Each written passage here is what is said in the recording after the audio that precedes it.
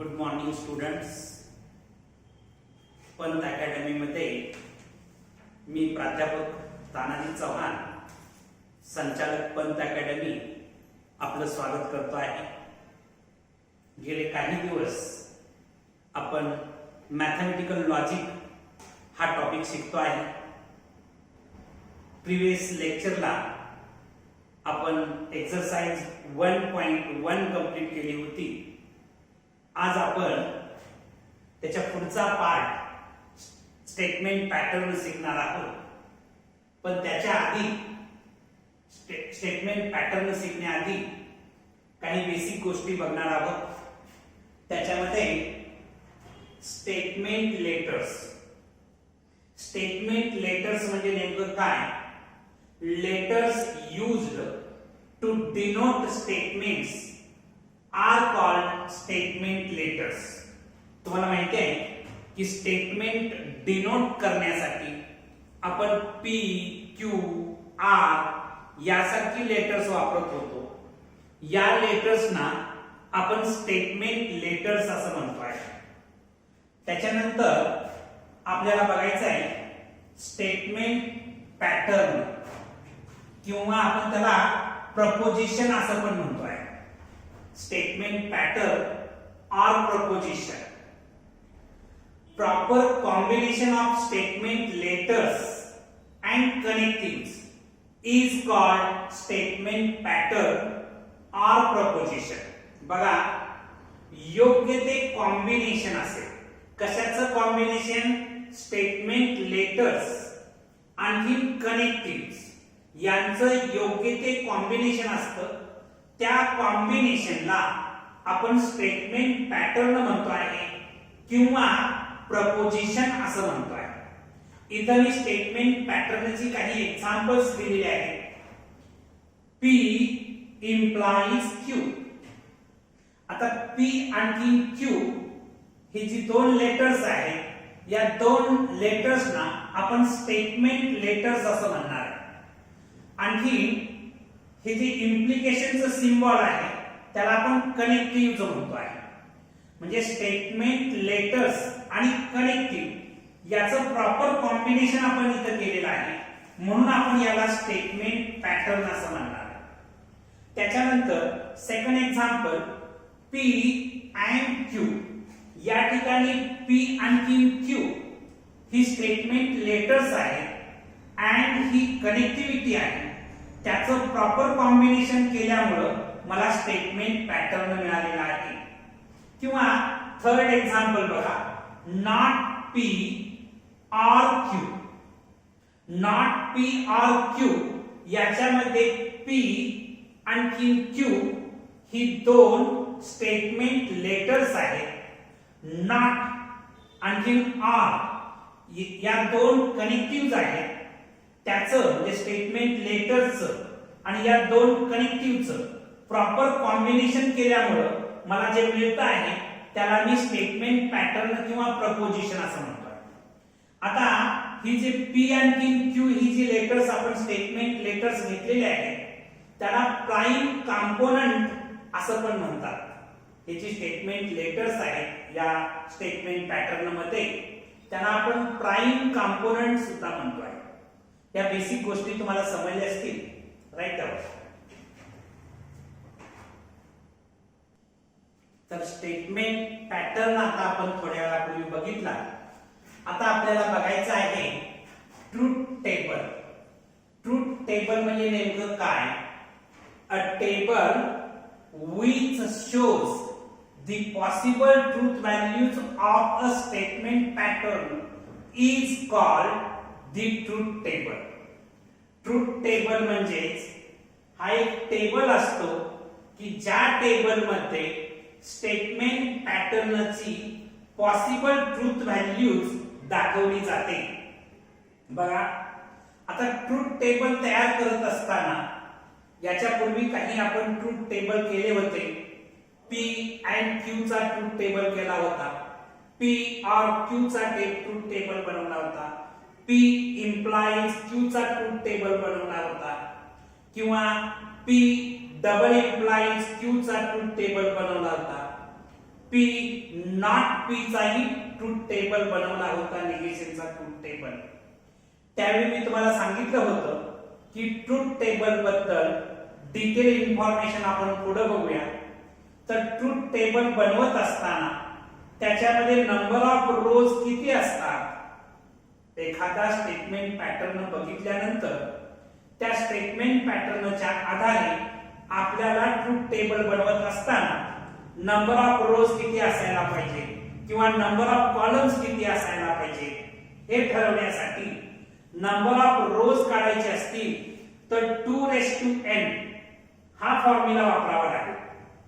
हे n म्हणजेच number of statements, number of component statements आपण म्हणू शकतो. In general the truth table for the statement pattern having n statements will have 2n rows. म्हणजे number of रोज काढण्याचा formula 2n. n म्हणजेच number of component statement. त्याच्यानंतर number of column काढण्याचा formula m+n आहे. एखाद्या ट्रूथ टेबल मध्ये किती column असावे हा काढण्याचा फॉर्म्युला आहे number of column is equal to m+n. या ठिकाणी m म्हणजेच नंबर ऑफ कनेक्टिव्हज आणि n म्हणजेच नंबर ऑफ कंपोनेंट स्टेटमेंट्स. तर इथे मी दिलेला आहे if the statement pattern content n connectives then the truth table will have n+n columns. म्हणजे number of columns is equal to m+n. मला वाटतंय तुम्हा सर्वांना लक्षात आलं असेल की ट्रूथ टेबल कसा फॉर्म करायचा आहे. ट्रूथ टेबल मध्ये नंबर ऑफ रोज कसे डिसाइड होतात 2n या फॉर्म्युल्याने आणि नंबर ऑफ कॉलम्स कसे डिसाइड होतात m+n या फॉर्म्युल्याने. So write down. स्टेटमेंट पॅटर्नचं बेसिक बघितल्यानंतर आपण एक क्वेश्चन बघणार आहोत ट्रूथ टेबल बनवण्याच्या संदर्भातला. Prepare the truth table for the following. काय एक्झाम्पल आहे बघा. नॉट पी अँड क्यू याचा ट्रूथ टेबल बनवायचा. आता हा ट्रूथ टेबल बनवत असताना नॉट पी अँड क्यू हा टेबल बनवत असताना आपल्याला नंबर ऑफ रोज किती घ्यायचे आहे. तर या स्टेटमेंट पॅटर्न मध्ये पी आणि क्यू असे दोन कंपोनेंट स्टेटमेंट आहे. म्हणजे n ची व्हॅल्यू 2 आहे. नंबर ऑफ रोज मिळवण्याचा फॉर्म्युला 2n असतो. n ची व्हॅल्यू 2 आहे कारण 2 कंपोनेंट स्टेटमेंट आहे म्हणजे n ची व्हॅल्यू 2 आहे. म्हणजे 2 म्हणजे किती रोज येणार आहे 4 रोज येणार आहे. आणि नंबर ऑफ कॉलम्स काढण्याचा फॉर्म्युला m+n. m म्हणजे नंबर ऑफ कनेक्टिव्हज आणि n म्हणजेच नंबर ऑफ कंपोनेंट स्टेटमेंट. आता n ची व्हॅल्यू 2 आहे हे तुम्हाला माहिती आहे. m म्हणजे कनेक्टिव्हज 1 आणखी 2 कनेक्टिव्हज आहेत म्हणजे 2 + 2 किती येणार आहे 4. म्हणजे या ट्रूथ टेबल मध्ये 4 रोज असतील आणि 4 कॉलम्स असतील. बघा 1 2 3 4 कॉलम आहे. रोज बघा 1 2 3 4 नंबर ऑफ रोज 4 आहे. मी आता हा ट्रूथ टेबल बनवत असताना फर्स्ट कंपोनेंट स्टेटमेंट p घेतलं, सेकंड q घेतलं. याच्यामध्ये नॉट p आहे म्हणून नॉट p घेतलं आणि नॉट p अँड q हा लास्टचा कॉलम झाला. तुम्ही लास्ट कंपोनेंट स्टेटमेंट q आहे तिथून आपण एंट्रीज लिहायला सुरुवात करतो. अल्टरनेटिव्ह TF येणार. त्याच्यानंतर 2 टाइम्स t 2 टाइम्स f येणार आहे. लक्षात घ्या लास्ट कंपोनेंट स्टेटमेंट जे आहे तिथून आपल्याला एंट्रीज लिहायला सुरुवात करायची आहे. इकडे उलट्या एंट्रीज लिहित यायचं आहे. त्याच्यानंतर नॉट p मिळवणार आहे. जे p कॉलम आहे त्याचं नॉट करणार. 2 टाइम्स t आहे त्याचं नॉट केल्यानंतर 2 टाइम्स f येणार. 2 टाइम्स f आहे तर नॉट केल्यानंतर 2 टाइम्स t येणार त्याचं. आता हा कॉलम नॉट पी चा कॉलम आणखी क्यू चा कॉलम याच्यामध्ये अँड मिळवायचा आहे. अँड मध्ये बोथ एंट्रीज टी असतील तर टी येतं, अदरवाइज एफ येतं. बोथ एंट्रीज कुठं टी दिसतात बघा, इथं बोथ एंट्रीज टी आहे म्हणून आपण टी लिहिलं, अदरवाइज सगळीकडे एफ लिहिलं. हा तुमचा ट्रूथ टेबल झालेला आहे. तुमच्या लक्षात आला असेल तसा ट्रूथ टेबल बनवायचा. Right down. आता आपण ट्रूथ टेबल बघितलेला आहे. तर लॉजिकल इक्विव्हॅलन्स आपल्याला बघायचं आहे. लॉजिकल इक्विव्हॅलन्स कशाला म्हणतात? Two statement patterns are said to be equivalent if their truth table are identical. Truth table identical जर असतील तर त्या स्टेटमेंट पॅटर्नना इक्विव्हॅलंट स्टेटमेंट पॅटर्न असं म्हणता येईल आपल्याला. ट्रूथ टेबल आयडेंटिकल आहे म्हणजे त्याच्यातील एंट्री ज्या आहेत त्या सेम असतील. बघा इथं मी दिलेलं आहे logical equivalence. Two statement patterns are said to be equivalent if their truth table are identical. बघा इफ स्टेटमेंट पॅटर्न S1 आणि S2 असे दोन स्टेटमेंट पॅटर्न आहेत आर इक्विव्हॅलंट, हे इक्विव्हॅलंट असतील तर आपण कसं लिहितो? S1 is equal to S2 असं लिहितो आहे. टू स्टेटमेंट पॅटर्न्स S1 आणि S2 are logically equivalent if their biconditional is always true. बघा S1 आणि S2 हे दोन स्टेटमेंट पॅटर्न लॉजिकली इक्विव्हॅलंट कधी असतील? जर त्या दोन स्टेटमेंट पॅटर्नचं बाय कंडिशनल घेतलं तर ते ऑलवेज ट्रू येतं. त्यावेळी ते दोन स्टेटमेंट पॅटर्न लॉजिकली इक्विव्हॅलंट असतात. याचाच अर्थ S1 बाय कंडिशनल S2 किंवा S1 डबल इम्प्लिकेशन S2 जर ऑलवेज टी येत असेल, ट्रू येत असेल तर हे दोन स्टेटमेंट पॅटर्न लॉजिकली इक्विव्हॅलंट असतात. राईट.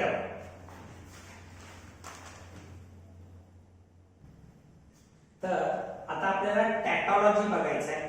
हा concept board exam point of view आणि competitive exam point of view हा अत्यंत महत्त्वाचा कन्सेप्ट आहे. टॅटॉलॉजी. टॅटॉलॉजी कशाला म्हणतात बघा? अ statement pattern which has all the entries in the last column of its truth table as T is called a tautology.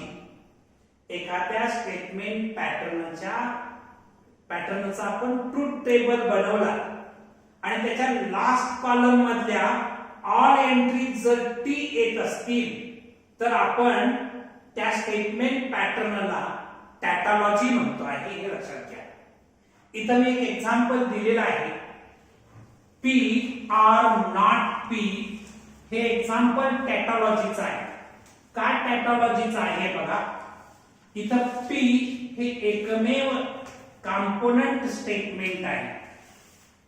आणखी दोन कनेक्टिव्ह आहेत. कुठल्या दोन कनेक्टिव्ह आहेत? आर आणखी नॉट या दोन कनेक्टिव्ह आहेत.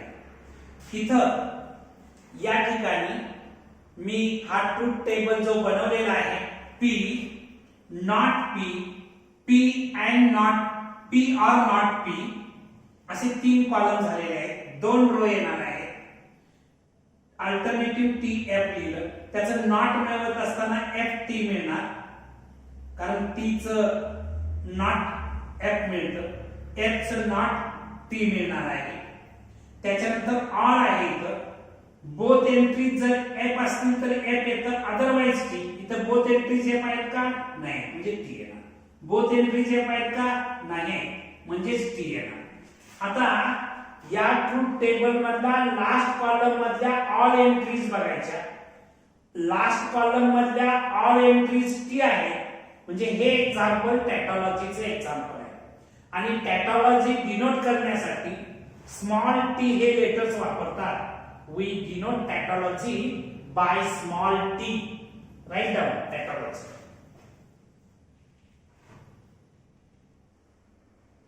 आता आपण टॅटॉलॉजी बघितले होतं.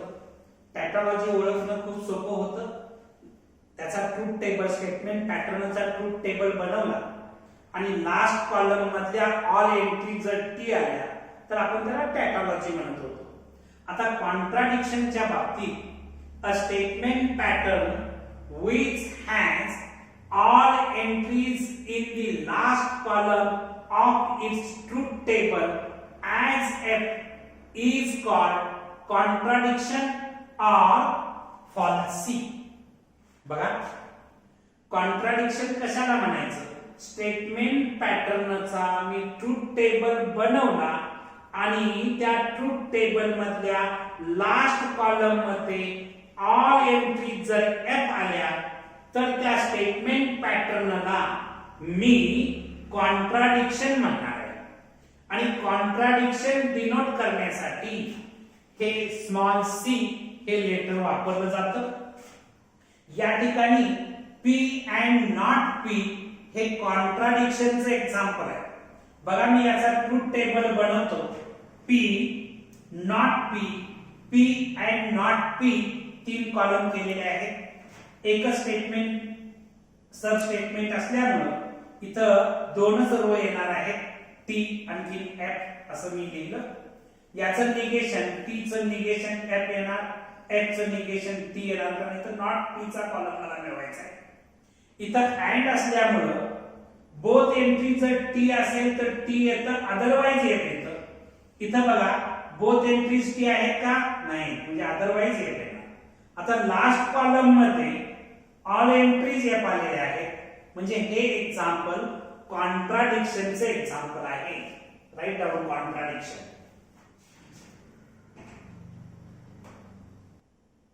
तर आपण टॅटॉलॉजी आणखी कॉन्ट्राडिक्शन बघितलं. आता आपल्याला बघायचं आहे कॉन्टिंजन्सी हा स्टेटमेंट पॅटर्न. बघा, कॉन्टिंजन्सी कशाला म्हणतात? A statement pattern which is neither a tautology nor a contradiction is called contingency. असा स्टेटमेंट पॅटर्न तो टॅटॉलॉजी ही नाही किंवा कॉन्ट्राडिक्शन सुद्धा नाही, त्याला काय म्हणतात? कॉन्टिंजन्सी म्हणतात. म्हणजेच तुम्ही एखाद्या स्टेटमेंटचा ट्रूथ टेबल बनवला, स्टेटमेंट पॅटर्नचा ट्रूथ टेबल बनवला, तर लास्ट कॉलम मधल्या all entries neither T nor F, म्हणजेच लास्ट कॉलम मधल्या एंट्री ज्या आहेत ते मिक्सचर ऑफ टी आणि एफ असतं.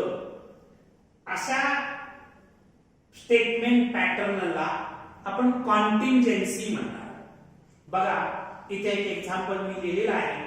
P and Q is a contingency. का कॉन्टिंजन्सी आहे?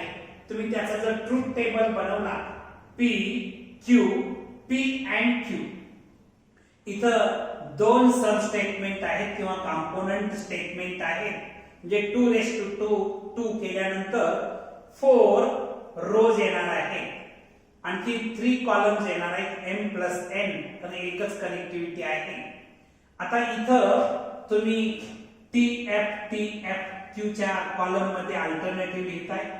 इथं 2 टाइम्स 2 T लिहिलेला आहे आणि 2 टाइम्स F लिहिलेला आहे.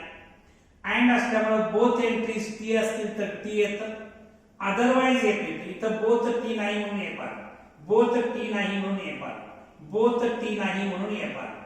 आता लास्ट कॉलम जर ऑब्झर्व केलं तर some entries in the last column are T and some entries are F. म्हणजे लास्ट कॉलम हे मिक्सचर आहे. कशाचं मिक्सचर आहे? T आणि F चं मिक्सचर आहे. म्हणून हे कॉन्टिंजन्सीचं एक्झाम्पल. Write down contingency. तर आपण टॅटॉलॉजी, कॉन्ट्राडिक्शन आणि कॉन्टिंजन्सी असे 3 स्टेटमेंट पॅटर्न्स बघितले. या ठिकाणी एक महत्त्वाचा कन्सेप्ट लक्षात ठेवा. A statement pattern, different symbols are conceived are considered in the following priority. बघा याची प्रायोरिटी काय ठरते? Not, or, and, implies, double implies या प्रायोरिटीनं आपल्याला सिम्बॉल कन्सिडर करावे लागतात स्टेटमेंट पॅटर्न मध्ये. मी इथं ऑल कनेक्टिव्ह असणारे एक टेबल बनवलेला आहे, ज्याच्या आधारे तुम्हाला बऱ्याचशा गोष्टी पुन्हा एकदा रिकॉल होतील. बघा, P, Q, not P, P or Q, P and Q, P implies Q, P double implies Q. इथं पी आणि क्यू ही दोन सबस्टेटमेंट आहेत, म्हणजे 2 होणार, म्हणजे 4 रोज येणार आहे. लास्ट सबस्टेटमेंट पासून आपण व्हॅल्यूज भरायला सुरुवात करतो. टीएफ अल्टरनेटिव्ह क्यू च्या कॉलम मध्ये भरलं, पी च्या कॉलम मध्ये 2 टाइम्स टी 2 टाइम्स एफ असं भरणार आहे. नॉट पी करत असताना टी च नॉट एफ होणार, या टी च नॉट एफ होणार, एफ च नॉट टी होणार, एफ च नॉट टी होणार. आता बघा, पी आर क्यू मिळवायचं. पी आर क्यू, आर मध्ये बोथ एंट्रीज एफ असतील तर एफ, इथं बोथ एंट्रीज एफ आहे म्हणून एफ येणार, अदरवाइज टी येणार म्हणून बाकीचं टी आलेलं आहे. इथं पी अँड क्यू आहे, अँड मध्ये बोथ एंट्रीज टी असतील तर टी, इथं बघा पी आणि क्यू च्या एंट्रीज चेक करा, बोथ एंट्रीज टी आहे अँड मध्ये म्हणून टी लिहिलेला आहे. ऑल अदर केसेस मध्ये ते एफ येणार. त्याच्यानंतर पुढचा P implies Q हा कॉलम विचारात घ्या. P implies Q मध्ये फर्स्ट एंट्री T आणि सेकंड एंट्री F असेल तर F येतं, अदरवाइज T येतं. आता इथं बघायचं P आणि Q या कॉलमचा विचार करायचा. पहिली एंट्री T पाहिजे आणि दुसरी एंट्री F पाहिजे तर F येणार म्हणून इथे F आलं. इथं TF आहे म्हणून F आलं. बाकीच्या ठिकाणी TF नाही आहे म्हणून काय येणार आहे? T येणार आहे. म्हणून इतर ठिकाणी मी T दिलेला आहे. आता लास्ट कॉलम विचारात घ्या. P डबल एम्प्लॉईज Q, तर बोथ एंट्रीज जर सेम असतील तर T येतं. बोथ एंट्रीज सेम आहेत म्हणून तिथं T आलेलं आहे. इथं सुद्धा बोथ एंट्रीज सेम आहेत शेवटच्या रो मध्ये म्हणून T आले. ऑल अदर केसेस मध्ये येतं त्यामुळे F लिहिलेलं आहे. Right down this column table and this statement. आतापर्यंत आपण ज्या गोष्टी शिकलेलो आहोत त्याच्या आधारे आपल्याला एक्सरसाइज 1.2 सॉल्व करायचे आहे. Construct the truth table for each of the following statement pattern. Statement pattern काय दिलेला आहे बघा. P implies Q and Q, इथं स्क्वेअर ब्रॅकेट कंप्लीट केलेला आहे. implies P असा स्टेटमेंट पॅटर्न दिलेला आहे. हा जो नंबर ऑफ रोज आणि नंबर ऑफ कॉलमचा मी कन्सेप्ट तुम्हाला सांगितलेला आहे की याच्यामध्ये P आणि Q हे दोन सब स्टेटमेंट आहेत, म्हणजे n ची व्हॅल्यू 2 राहणार आहे. म्हणजे नंबर ऑफ रोज ठरवत असताना 2 raised to n म्हणजे 2 raised to 2 is equal to 4. Number of रोज 4 येणार आहे. त्याच्यानंतर n ची व्हॅल्यू 2 आहे. इथं या ठिकाणी 1 2 3 कनेक्टिव्हज आहेत. 3 कनेक्टिव्हज आहेत. आणखीन 2 सब स्टेटमेंट किंवा कॉम्पोनंट स्टेटमेंट आहेत. म्हणजे नंबर ऑफ कॉलम्स काढत असताना m प्लस n म्हणजे 3 प्लस 2. 3 m म्हणजेच नंबर ऑफ कनेक्टिव्हज आणि n म्हणजेच नंबर ऑफ सब स्टेटमेंट. म्हणजे 3 प्लस 2 म्हणजे 5. बघा 1 2 3 4 and 5. 5 कॉलम्स आलेले आहेत. आता 4 रोज असल्यामुळे तुम्ही याच्यामध्ये एंट्रीज लिहित असताना क्यू पासून सुरुवात करणार. इथं अल्टरनेटिव्ह टी एफ असं लिहित आलेलं आहे. इथं 2 टाइम्स टी 2 टाइम्स एफ लिहिलेलं आहे. आता मला P implies Q हे पहिल्यांदा मिळवून घ्यावं लागेल. P implies Q मिळवत असताना इथं इम्प्लिकेशन आहे, म्हणजे पहिली एंट्री T आणि दुसरी एंट्री F पाहिजे. इथं बघा टी एफ आहे, पहिली एंट्री T दुसरी F आहे. टी एफ असेल तर F येतं इम्प्लिकेशन मध्ये. आता इथं F आलं. ऑल अदर केसेस जे आहेत टी एफ नाहीये, इथं टी एफ असा आहे का बघा, टी एफ असा आहे का बघा. एफ टी चालणार नाही, टी एफ पाहिजे. पहिली एंट्री टी दुसरी एफ पाहिजे. असं दुसरीकडे कुठे नाही, म्हणून काय येणार आहे टी येणार आहे बाकीच्या एंट्रीज. ही P implies Q झालं. आता हे P implies Q आणखी Q याचं आणि याचं अँड मिळवायचं आहे. पुढे अँड मिळवत असताना बोथ एंट्रीज टी, इथं बोथ एंट्रीज टी आहेत म्हणून टी आलं. पुढे बघा कुठं बोथ एंट्रीज, इथं बोथ एंट्रीज टी आहेत म्हणून टी आलं. ऑल अदर केसेस मध्ये मी एफ लिहिलेलं आहे. त्याच्यानंतर लास्ट कॉलम मध्ये बघा P implies Q and Q implies P, म्हणजे हा कॉलम आणखी हा कॉलम याचं मला इम्प्लिकेशन मिळवायला पाहिजे. म्हणजे या कॉलम मध्ये टी असायला पाहिजे आणि या पी च्या कॉलम मध्ये एफ असायला पाहिजे. आता इथं बघा, इथं टी आहे मात्र इथे एफ नाहीये. इथं एफ चालणार नाहीच आहे. इथं टी आहे आणि इथं एफ आहे. इथं टी आहे आणि इकडे एफ आहे. म्हणजे पहिली एंट्री इथली टी येते आणि दुसरी एफ येते. टी एफ आहे म्हणून इथे एफ लिहिलं. ऑल अदर केसेस मध्ये टी येतं म्हणून टी लिहिलेलं आहे. राईट डाऊन दिस ट्रूथ टेबल.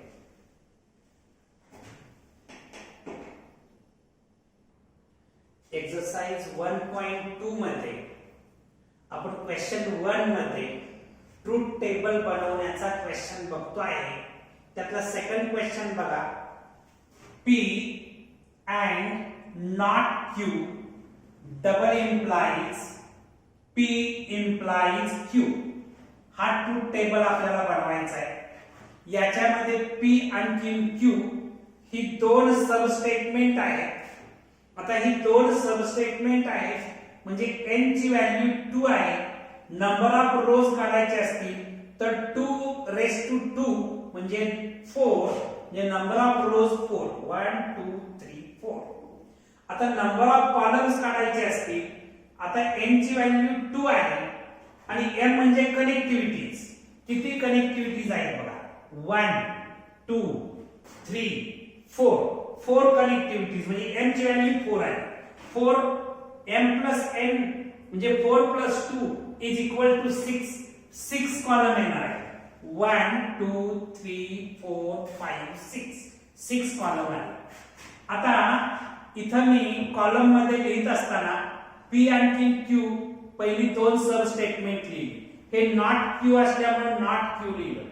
आता त्याच्यानंतर P and not Q, P and not Q घेतलं. त्याच्यानंतर P implies Q घेतलं. आणखी P and not Q double implies P implies Q हा लास्ट कॉलम घेतला. आता इथं लिहित असताना बघा अल्टरनेटिव्ह टी एफ असं लिहितो आहे. Q च्या कॉलम मध्ये 2 टाइम्स T 2 टाइम्स F असं मी लिहितो आहे. नॉट Q मिळवणार म्हणजे या Q चं नॉट करणार, T चं नॉट F होणार, F चं नॉट T होणार, T चं नॉट F होणार, F चं नॉट T होणार. त्याच्यानंतर P and not Q, P आणखी not Q याच्यामध्ये and आहे. and असल्यामुळं बोथ एंट्रीज T असतील, इथं बघा बोथ एंट्रीज T असतील तर T लिहिणार आहे. अदरवाइज F लिहिणार आहे. म्हणजे अदरवाइज F येणार आहे. बघा मी कशामध्ये P and not Q मध्ये and आहे. म्हणजे या दोन कॉलमचा मी विचार करणार. इथं बोथ एंट्रीज टी आहेत म्हणून टी लिहिलं. ऑल अदर केसेस मध्ये बोथ एंट्रीज टी आहेत का बघा, नाही, म्हणजे एफ येणार. आता P इम्प्लाइज Q, P हा कॉलम आणि Q चा हा कॉलम, त्याच्यामध्ये इम्प्लिकेशन टी एफ असेल, इम्प्लिकेशनला पहिली एंट्री टी आणि दुसरी एफ असेल तर एफ येते, त्यामुळे इथे एफ आला. अदरवाइज टी येणार, त्यामुळे अदरवाइज सगळीकडे टी येणार. त्याच्यानंतर या दोन कॉलम मध्ये आपल्याला डबल इम्प्लिकेशन मिळवायचं आहे. P and not Q double implies P and Q, म्हणजे या दोन कॉलम मध्ये डबल इम्प्लिकेशन शोधायचं आहे. बोथ एंट्री जर सेम असतील, बघा इथं बघायचं बोथ एंट्री सेम आहेत का, नाही, इथं बघायचं बोथ एंट्री सेम आहेत का, इथं बघायचं बोथ एंट्री सेम आहेत का. बोथ एंट्री सेम असतील तर टी येतं, अदरवाइज येत. म्हणजे लास्ट कॉलम मध्ये तुम्हाला काय मिळणार आहे, एफ मिळणार आहे.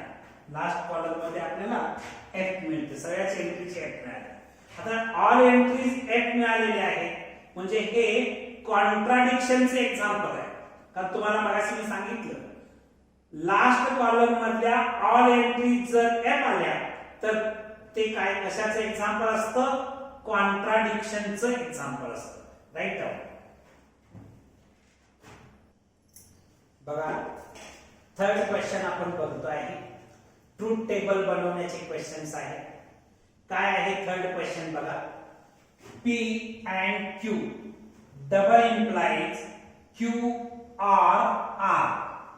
आता या ठिकाणी P Q R 3 सब स्टेटमेंट आहेत, म्हणजे नंबर ऑफ रोज ठरवण्यासाठी 2:3 होणार आहे. 2:3 किती येतं, 8 येतं, म्हणजे नंबर ऑफ रोज 8 असणार आहे. 1 2 3 4 5 6 7 8 रोज आहे. आता नंबर ऑफ कॉलम्स तुम्ही ठरवत असताना n ची व्हॅल्यू 3 आहे. m म्हणजेच नंबर ऑफ कनेक्टिव्हज 1 2 3 3 कनेक्टिव्हज. 3 कनेक्टिव्ह म्हणजे m ची व्हॅल्यू 3 आहे, n ची व्हॅल्यू पण 3. 3 प्लस 3 किती येणार आहे, 6. 6 कॉलम 1 2 3 4 5 6 कॉलम आहे. आता हे पहिल्या कॉलम मध्ये P हे स्टेटमेंट सब स्टेटमेंट घेतलं, दुसऱ्यामध्ये Q घेतलं, तिसऱ्यामध्ये R. याचा सिक्वेन्स बघा P Q R असाच घ्यायचा. त्याच्यानंतर P and Q घेतलं, त्याच्यानंतर Q or R घेतलं आणि त्याच्यानंतर P and Q double implies Q or R असं घेतलेलं आहे. आता इथं लास्ट सब स्टेटमेंट पासून तुम्ही एंट्रीज भरायला सुरुवात करताय. बघा T F T F T F T F alternative तुम्ही T F असं भरता आहात. त्याच्यानंतर Q या कॉलम मध्ये 2 times T 2 times F 2 times T 2 times F. इकडून इकडच्या कॉलम मध्ये 2 times T 2 times F alternative लिहिले. त्याच्यानंतर P च्या कॉलम मध्ये तुम्ही येताय 4 टाइम्स T लिहिणार आणि 4 टाइम्स F लिहिणार. लक्षात घ्या 4 टाइम्स मी T लिहिलेला आहे, 4 टाइम्स मी F लिहिलेला आहे. आता P and Q म्हणजे या दोन कॉलम मध्ये अँड पाहिजे, अँड घ्यायचा आहे. बोथ अँड मध्ये बोथ एंट्रीज T असतील तर T. इथं बघा बोथ एंट्रीज T दिसत आहेत म्हणून मी T लिहिणार. बोथ एंट्रीज T दिसत आहेत म्हणून मी T लिहिणार.